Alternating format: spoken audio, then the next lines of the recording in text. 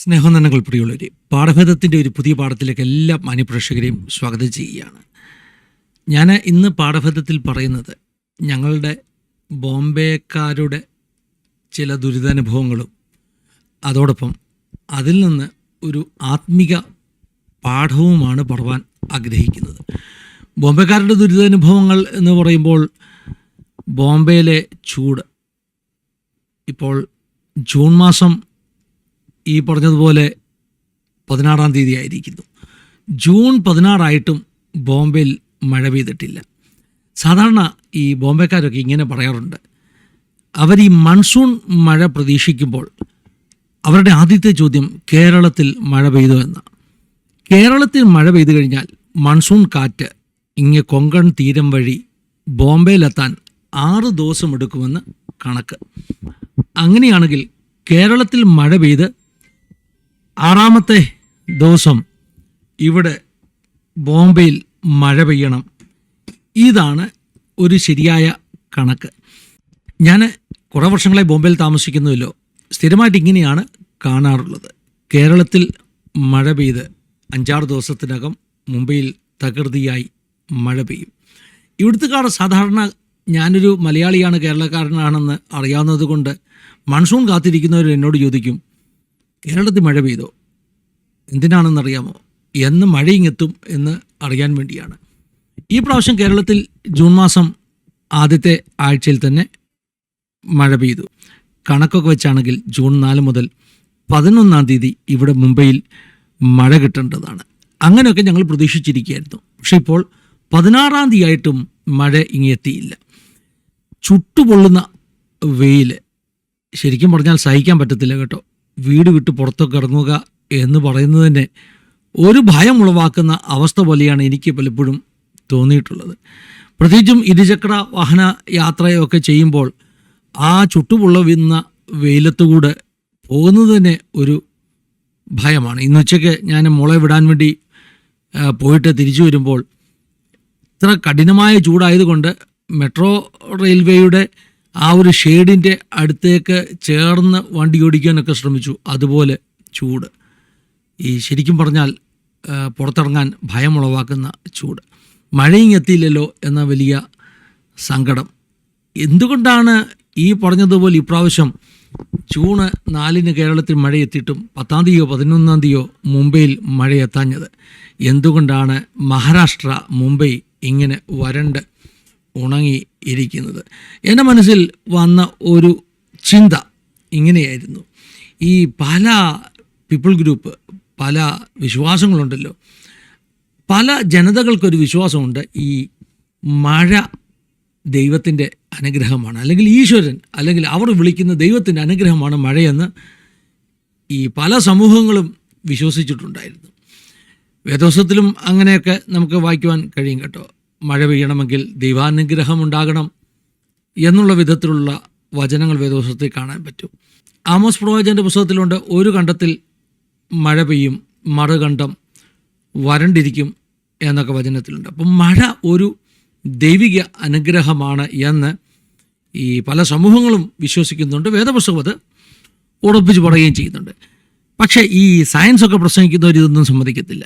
അവർ പറയും ഇതൊക്കെ ഈ കാലാവസ്ഥ, അല്ലെങ്കിൽ ഓരോ സീസണിൽ ഭൂമിയുടെ ഉപരിതലത്തിലുള്ള വാതകങ്ങളുടെ മൂവ്മെൻറ്റ്, കാറ്റ്, അതിൻ്റെയൊക്കെ ഗതി അനുസരിച്ച് സംഭവിക്കുന്നതാണ്. എല്ലാ വർഷവും മൺസൂൺ കൃത്യമായിട്ട് എത്താറില്ലേ? നമ്മുടെയൊക്കെ നാട്ടിൽ സ്കൂൾ തുറക്കുന്ന ദിവസം, സ്കൂൾ തുറക്കുന്നതിനോടൊപ്പം മൺസൂൺ കൂടി വരുമായിരുന്നു. 1-ാമത്തെ ദിവസം മഴ നനഞ്ഞാണ് കുട്ടികൾ സ്കൂളിലേക്ക് പോകുന്നത്. അത് ഗ്രഹാതുരത്വം ഉളവാക്കുന്ന ഒരു ഓർമ്മയാണ് നമുക്കൊക്കെ ഇപ്പോഴും. ഈ പ്രാവശ്യത്തെ സ്കൂൾ പ്രവേശന ഉത്സവത്തിൽ കേരളത്തിലെ മുഖ്യമന്ത്രി ഉദ്ഘാടന പ്രസംഗം നടത്തിയപ്പോൾ, സ്കൂൾ പ്രവേശന ഉദ്ഘാടനം നടത്തിയപ്പോൾ അദ്ദേഹത്തിനുണ്ടായിരുന്ന സങ്കടം, ഈ പ്രാവശ്യം മൺസൂൺ മഴ സ്കൂൾ തുടങ്ങിയ ദിവസം എത്തിയില്ലല്ലോ എന്ന ഒരു സങ്കടമാണ് അദ്ദേഹം പറഞ്ഞത്. അങ്ങനെയാണ് നമ്മുടെ കുട്ടിക്കാലത്തൊക്കെ നമ്മൾ അനുഭവിച്ചിട്ടുള്ളത്. എന്താണെങ്കിലും അന്നെത്തിയില്ലെങ്കിലും 4-ാം തീയതിയോടെ കേരളത്തിൽ മൺസൂൺ മഴ എത്തി. സയൻസ് വെച്ച് നോക്കുകയാണെങ്കിൽ കേരളത്തിൽ എത്തിയിട്ട് 10-11 തീയതിയാകുമ്പോൾ ഇവിടെ മഴ പെയ്യേണ്ടതാണ്, പക്ഷെ പെയ്തില്ല. അപ്പോൾ എനിക്ക് ഒരു ചോദ്യമുണ്ട്, എന്തുകൊണ്ടാണ് ഇങ്ങനെ സംഭവിക്കുന്നത്? ഈ ചില ചിന്തകൾ ഇങ്ങനെയാണല്ലോ, എൻ്റെ മനസ്സ് പറഞ്ഞു, ദൈവത്തിന് ഒരു ദേശത്തിന്മേൽ മഴ പെയ്യാൻ താമസിപ്പിക്കാനോ തടയാനോ ഒക്കെ കഴിയുമോ? സയൻസ് പറയുന്നതാണോ ശരി, അതോ നമ്മളൊക്കെ വിശ്വസിക്കുന്നത് പോലെ ദൈവമാണ് മഴ പെയ്യ്ക്കുന്നതെന്നുള്ള വിശ്വാസമാണോ ശരി? അങ്ങനെയൊക്കെ ഒരു ചിന്ത എൻ്റെ മനസ്സിൽ ഉണ്ടായി. അങ്ങനെ ഉണ്ടായ ചിന്തയുടെ ഒരു കൗതുകം കൊണ്ട് ഞാനൊന്ന് അന്വേഷിച്ച് നോക്കി, എന്തുകൊണ്ടാണ് മൺസൂൺ മഴ ഇങ്ങെത്താത്തത്? ഞങ്ങളുടെ മുംബൈക്കാർ ഇപ്പോഴും ചുട്ടുപൊള്ളുന്ന ചൂടിൽ എന്തുകൊണ്ടാണ് ഇരിക്കേണ്ടി വന്നിരിക്കുന്നത്? അപ്പോഴാണ് രസകരമാകുന്ന ഒരു വാർത്ത എൻ്റെ ശ്രദ്ധയിൽപ്പെട്ടത്. ഈ പ്രാവശ്യത്തെ മൺസൂണിനെ മുംബൈയിലെത്താതെ തടഞ്ഞു നിർത്തിയിരിക്കുകയാണ്. ആരാണ് വില്ലൻ എന്നറിയാമോ? അറബിക്കടലിൽ പൊങ്ങി വന്ന ഒരു ആൻറ്റി സൈക്ലോൺ. ഞാൻ സൈക്ലോൺ എന്നൊക്കെ നേരത്തെയും കേട്ടിട്ടുണ്ട്, ആദ്യമായിട്ടാണ് കേൾക്കുന്നത് ഈ ആൻറ്റി സൈക്ലോൺ എന്താണ്. സൈക്ലോണിൻ്റെ എതിരായിട്ടുള്ളൊരു പ്രതിഭാസമാണ് കേട്ടോ ഈ ആൻറ്റി സൈക്ലോൺ എന്ന് പറയുന്നത്. അങ്ങനെ ഒരു ആൻറ്റി സൈക്ലോൺ അറബിക്കടലിൽ ഉയർന്നിട്ട് മൺസൂൺ മഴയെ മേളോട്ട് കയറ്റി വിടാതെ തടഞ്ഞു നിർത്തിയിരിക്കുകയാണ് എന്നാണ് ഇപ്പോൾ കാലാവസ്ഥ നിരീക്ഷകർ പറയുന്നത്. അതുകൊണ്ട് ഇനിയും ആ സൈക്ലോണിൻ്റെ ആൻറ്റി സൈക്ലോണിൻ്റെ പവർ ഒന്ന് കുറഞ്ഞെങ്കിൽ മാത്രമേ മുംബൈയിലേക്കുള്ള മൺസൂൺ കാറ്റ് എത്തുകയുള്ളൂ, മഴ ഇവിടെ എത്തുകയുള്ളൂ. അതുകൊണ്ട് 18-ാം തീയതിയോ 19-ാം തീയതി വരെ ഈ ചൂട് ഇനിയും സഹിക്കണം എന്ന് ഭയത്തോട് മുംബൈക്കാരെ കാലാവസ്ഥാ നിരീക്ഷകർ ഓർമ്മപ്പെടുത്തിയിരിക്കുകയാണ്. ആൻറ്റി സൈക്ലോൺ പിന്നെ ഈ പറഞ്ഞതുപോലെ മഴ ദൈവത്തിൻ്റെ അനുഗ്രഹമാണോ? ഇങ്ങനെയുള്ള ചില ചിന്തകളും ചില വേദപുസ്തക സന്ദേശങ്ങളും ഇനി ഞാൻ പറയാൻ പോകുന്നത്. ഇവിടെ ഒരു കാര്യം എനിക്ക് ഉറപ്പായിട്ട് മനസ്സിലായി. ഏത് മൺസൂൺ കാറ്റ്, കൃത്യമായിട്ട് വരുന്ന കാറ്റ്, ആ കാറ്റ് വന്നാലും അതിൻ്റെ ഇടയിൽ പ്രതീക്ഷിക്കാത്ത, ഒരു കാൽക്കുലേഷനും ഇല്ലാത്ത, സീസണിൽ ഒന്നും കാണാത്ത ഒരു ആൻറ്റി സൈക്ലോൺ പൊങ്ങി വന്നു കഴിഞ്ഞാൽ വരാനുള്ള മഴ അവിടെ പിടിച്ചു നിർത്തപ്പെടും. അങ്ങനെ പറഞ്ഞാൽ അതിൻ്റെ അർത്ഥം നമ്മൾ പ്രതീക്ഷിക്കുന്നത് പോലെ, കാലാവസ്ഥ ശാസ്ത്രജ്ഞന്മാർ പറയുന്നത് പോലെ, സയൻസ് പറയുന്നത് പോലെ എപ്പോഴും സംഭവിക്കണം എന്നില്ല. പലപ്പോഴും സയൻസിന് പോലും എക്സ്പ്ലെയിൻ ചെയ്യാൻ കഴിയാത്ത പ്രതിഭാസങ്ങൾ ഇടയ്ക്ക് തല ഉയർത്തി വന്നു കഴിഞ്ഞാൽ ഈ കാലാവസ്ഥയുടെ കണക്കുകൂട്ടലുകൾ എല്ലാം തെറ്റും.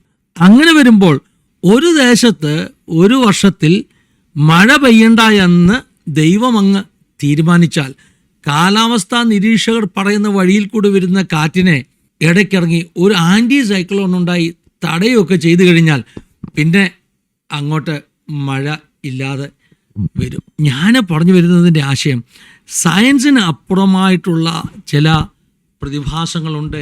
സയൻസിന് കാൽക്കുലേറ്റ് ചെയ്യാൻ പറ്റാത്ത ചില കാര്യങ്ങളുണ്ട്.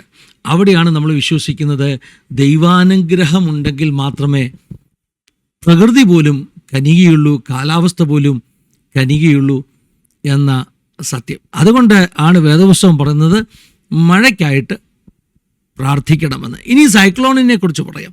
സൈക്ലോണും ആൻറ്റി സൈക്ലോണും തമ്മിലുള്ള വ്യത്യാസം എന്താ? സൈക്ലോൺ ഉണ്ടാകുന്നത് ഒരു ന്യൂനമർദ്ദത്തിലാണ്. അവിടെ പ്രത്യക്ഷത്തിൽ തന്നെ വലിയ ചുഴലിക്കാറ്റടിക്കും, ശക്തമായ കാറ്റടിക്കും. പക്ഷേ ഈ ആൻറ്റി സൈക്ലോണിൻ്റെ രീതി എന്ന് പറഞ്ഞാൽ ഇതൊരു ന്യൂനമർദ്ദം, സെൻട്രലൈസ്ഡ് ആയിട്ടുള്ള ഒരു ന്യൂനമർദ്ദമല്ല ആൻറ്റി സൈക്ലോണിൽ ഉണ്ടാകുന്നത്. പ്രത്യക്ഷത്തിൽ കാണാൻ കഴിയാത്ത ഒരു കാലാവസ്ഥ വ്യതിയാനം ഉണ്ടാകുന്നു, ഒരു സൈക്ലോൺ ഉണ്ടാകുന്നു. സാധാരണ ഉണ്ടാകുന്നത് പോലെ വലിയ കൊടുങ്കാറ്റടിക്കുന്ന ഒരു സൈക്ലോൺ അല്ല. പ്രകൃതി നോക്കിയാൽ തെളിഞ്ഞ മാനമായിരിക്കാം, കാർമേഘങ്ങളൊന്നും കാണുകയില്ല, പക്ഷേ അവിടെ ശാന്തമായിരിക്കാം അന്തരീക്ഷം. ഒരു സൈക്ലോൺ ആരും കാണാതെ അടിച്ചുകൊണ്ടിരിക്കുകയാണ്. ഞാൻ പഠിച്ച ഒരു പാഠം പറയാം. ചില സൈക്ലോണുകൾ നമുക്ക് കാണാൻ കേട്ടോ, കാറ്റടിച്ച് തകർത്ത് വരുന്ന, വലിയ തിരകളെ ഉയർത്തി വരുന്ന സൈക്ലോണുകൾ നമുക്ക് കാണാം. അത് കാണുമ്പോഴും നമുക്കറിയാം ജീവിതത്തിൽ വലിയ പ്രതിസന്ധികൾ ഉയർന്നു വരികയാണെന്ന്. കഴിഞ്ഞ ഞായറാഴ്ച ഞാൻ ചർച്ചിൽ സംസാരിച്ചത് കർത്താവ് കാറ്റിനെയും കടലിനെയും കൊടുങ്കാറ്റിനെയും ഒക്കെ ശാന്തമാക്കുന്നവനാണ്. 107-ാം സങ്കീർത്തനത്തിൽ നിന്നൊക്കെയാണ് സംസാരിച്ചത്. 107-ാം സങ്കീർത്തനത്തിൽ കപ്പലോട്ടക്കാർക്കെതിരെ വന്ന വലിയ തിരമാലകൾ, വലിയ കാറ്റിനെക്കുറിച്ചാണ് ആ സങ്കീർത്തനത്തിൻ്റെ ആ ഒരു ലാസ്റ്റ് പോർഷനിൽ നമുക്ക് കാണുവാൻ ഇടയായിത്തീരുന്നത്. കഴിഞ്ഞ സൺഡേയിൽ ഞാൻ പറഞ്ഞു, ജീവിതത്തിനെതിരെ വരുന്ന അത്തരത്തിലുള്ള വെല്ലുവിളികളെ ശാന്തമാക്കുവാൻ കർത്താവ് വിശ്വസ്തനാണ്. കടൽ, കപ്പൽ യാത്രക്കാർക്ക് നേരെ വന്ന കൊടുങ്കാറ്റുകളെ അവർ ജീവിതത്തിൽ സകലതും നഷ്ടപ്പെടും എന്നുള്ള ഭയത്തിൽ നിലവിളിച്ചപ്പോൾ ദൈവം വിടുവിച്ച കഥയൊക്കെയാണ് പറഞ്ഞത്. ഞാൻ യോനയുടെ കഥ പറഞ്ഞു. യോനയുടെ കഥ നമുക്കറിയാം. ദൈവത്തിന് ഇഷ്ടമില്ലാത്ത വഴിയിൽ പോയ യോനയ്ക്ക് നേരെ വന്ന കാറ്റും കൊടുങ്കാറ്റും അവൻ്റെ കപ്പൽ മുങ്ങാനുള്ള ഒരു സംഭവമൊക്കെ ഉണ്ടായ ഒരു കഥ നമുക്കറിയാം. ഞാൻ പൗലോസിൻ്റെ കഥയും പറഞ്ഞു. പൗലോസിൻ്റെ കഥയിൽ ഒരു വ്യത്യാസമുണ്ട് കേട്ടോ. യോന ദൈവത്തിൻ്റെ ഹിതത്തിനെതിരായിട്ടാണ് പോയതെങ്കിൽ പൗലോസ് ദൈവത്തിൻ്റെ ഹിതം അറിഞ്ഞ് സഞ്ചരിച്ച് ആ വഴിയിലൂടെ പോകുമ്പോഴാണ് കാറ്റടിച്ചത്. അപ്പോൾ പാഠം എന്താണ്? ചില കാറ്റുകൾ നമുക്കെതിരെ വരുന്നത് ദൈവഹിതത്തിൻ്റെ പദ്ധതിയിലൂടെ തന്നെ നമ്മൾ നടക്കുമ്പോഴായിരിക്കാം. ഞാൻ കഴിഞ്ഞ സൺഡേയിൽ ഈ വചനം പറഞ്ഞു. ചിലപ്പോൾ ദൈവഹിതത്തിൻ്റെ പദ്ധതിയിലൂടെ നമ്മൾ നടക്കുന്ന വഴിയിലും കാറ്റടിക്കാം, കപ്പൽ തകരാം. പക്ഷെ ദൈവഹിതത്തിൻ്റെ പദ്ധതിയിലാണോ നടക്കുന്നത്?